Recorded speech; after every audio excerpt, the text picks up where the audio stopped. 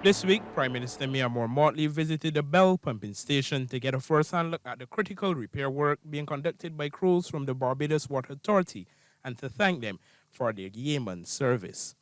During her site visit, she also spoke with the media, addressing several issues ranging from the importance of water supply within the context of a climate crisis to improving the infrastructural integrity on island.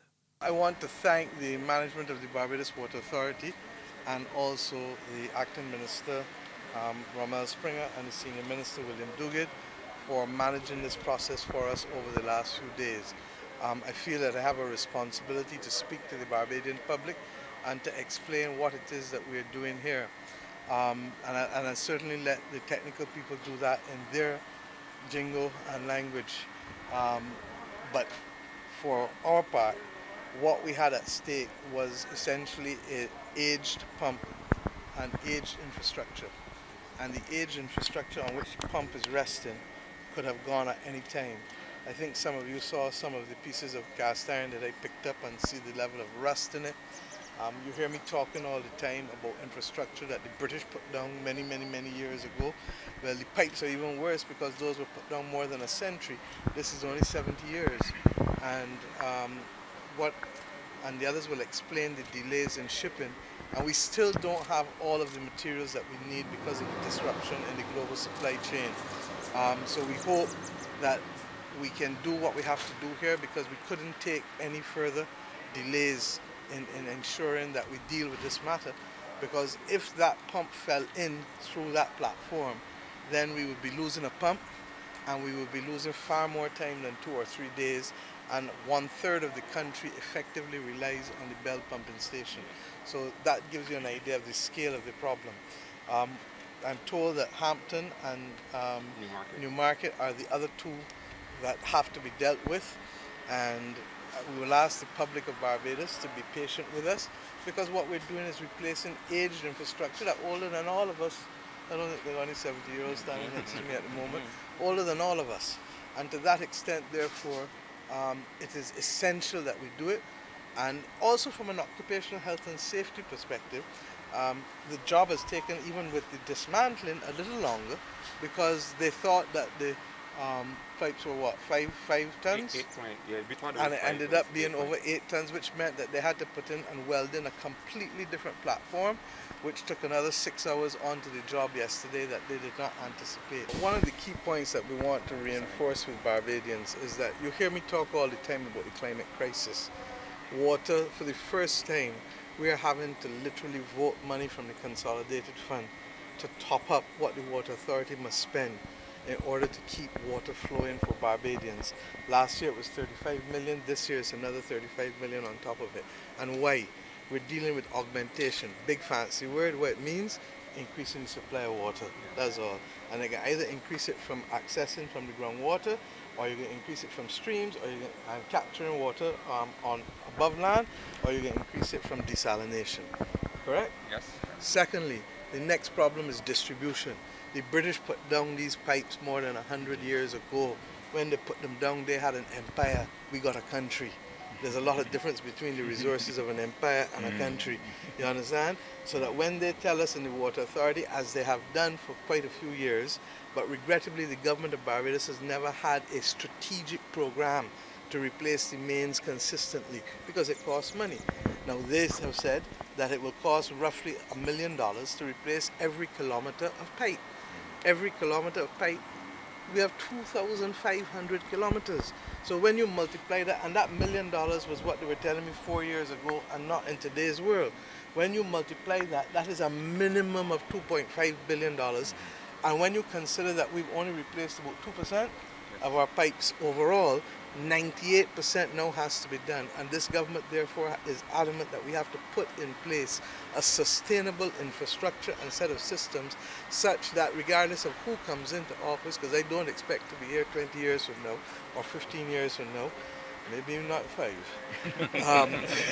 But the point is that whoever comes in must continue, and the public must hold them to account, because if we don't replace this mains infrastructure, then we are not going to be able to provide water on a sustainable basis for our people.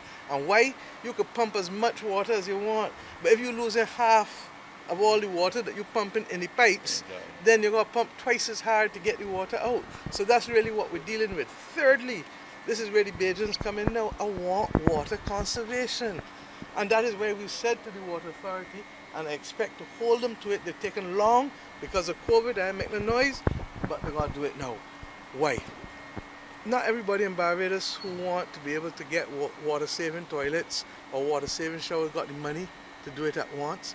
But if the Water Authority can advance the money for you, and you pay them back just like how you pay hire purchase without the interest that the hire purchase companies is charging that will kill you, then we are in a position to get more Barbadian households replacing their toilets, reducing the level of water used with each flush, and reducing the level of water with each shower.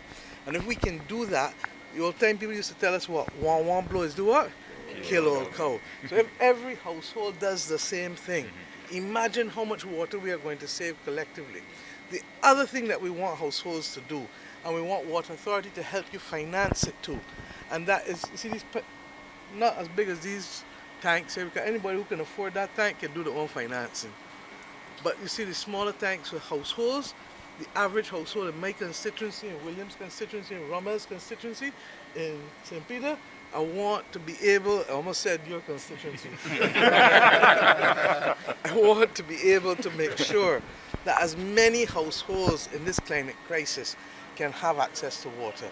William is also working on a matter that will come. We will have to amend the Catastrophe Fund Act when Parliament meets back on the 26th of April, because we want to give those households that cannot afford the hurricane straps before the hurricane season the ability, as far as possible, depending on supply, because everything in this world now depends on supply, but to give as many households as we can who are below the poverty line, free of cost, the straps, and those who are above the poverty line, then you can afford to either borrow or buy on your own. We will try to put a loan mechanism in place also for you. Why? Because the only way we're going to prepare this country for the climate crisis is by every household doing what it's supposed to do. Mr. Greenwich is a contractor, so he will tell you more than any of us what the hurricane straps will do, especially for a lot of the households that have these flat roofs with long and high overhang in a way that the older people never had, because the older people used to use gable and hip roof. So in order for us to meet and beat what's coming at us, we need to have every household doing it on their own. And that's why through GIS and Public Affairs and others, we need to have a sustained program now promoting water conservation. We need to have a sustained program for self-reliance with respect to the tanks. We need to have a sustained program for the rooftops with the hurricane straps. That don't mean that something ain't gonna come, because nobody never expected a Category 5 Maria to hit Dominica as the first landfall. But we have to do our best. And if we do our best, then hopefully it will protect the majority of us. And that's all we're asking us to do. So I use this opportunity in explaining why the disruption in water these 2-3 days. There will be disruption when we go to Hampton and when we go to Newmarket. We still don't have, and Mr. Greenwich, I thought you would have spoken to that, the stainless steel, because they really wanted to put in stainless steel platforms instead of cast iron. Problem is that those, we're waiting on those, how long you said, 18 months? Yes. 18 months from China because of the pandemic. Okay, so we couldn't wait anymore. We've decided to go in with what we have in a limited way, but we will go back and fix and put in it once the rest of the stainless steel comes. Is that correct? Yes. And that's what we hope to do. So I'm asking Barbadians to be patient with us, and it certainly will be much shorter than if it collapsed in. This is preventative action, and we were told in primary school, a stitch in time saves 9. So thank you. When I was coming out here as well, most of those workers in there have been working almost around the clock. I want to thank them. I also want to thank the workers from the Ministry of Public Works who are also coming in to supplement the welding, and I believe also some private welders. So it is truly a national effort that is being put in place here in order to minimize the dislocation and the disruption for the households and businesses, because we're conscious of it, and we certainly want to make sure that everybody can have as pleasant an Easter as possible, which is why we're going in and trying to get out as soon as possible. I will take on the other 2 after. all right? But I intend and the Deputy Prime Minister is out of the island, which is the only reason she isn't here, but I intend between myself, her, and the Minister, and Parliamentary Secretary, to ensure that we keep Barbadians up to date. You might get tired of seeing us um, when you're done, because there is no more important issue in this country than making sure that Barbados, as one of the 15 most water scarce countries in the world, in the middle of a climate crisis, can protect its citizens and to ensure that we have adequate access, affordable access to water, but equally that it does not constrain our development. And that's why I said I want Barbadians to be patient with us. This is the least painful way of resolving what would otherwise be a catastrophe. Okay? Can you imagine what would happen if we couldn't pump anything at all to 1/3 of the island?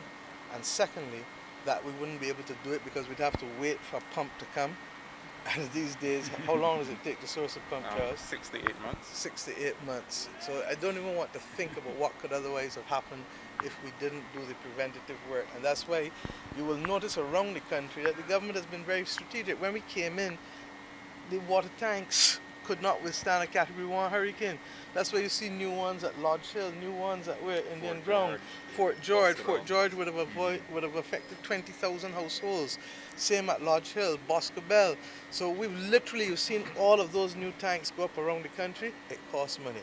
And we've put in all of that infrastructure. So even as we're seeking to deal with the augmentation and the distribution of the pipes, we've also had to deal with the reservoirs. We're also putting in for the first time and making sure that every pumping station is off-grid with generators, and ultimately renewable energy, but with generators. And why?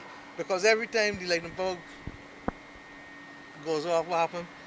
The water ends up going off eventually because it is too dependent on the lighting power. And if we have the standby generators, then we're in a position to making sure that at least the water keeps pumping as well. So you have a comprehensive approach to the repurposing of water and water management in Barbados. And that's why I say when we come now to talk about the abstraction wells, that's a separate conversation. But water is the equivalent of oil, food is the equivalent of oil, and the country has to get its head around these things as we go forward.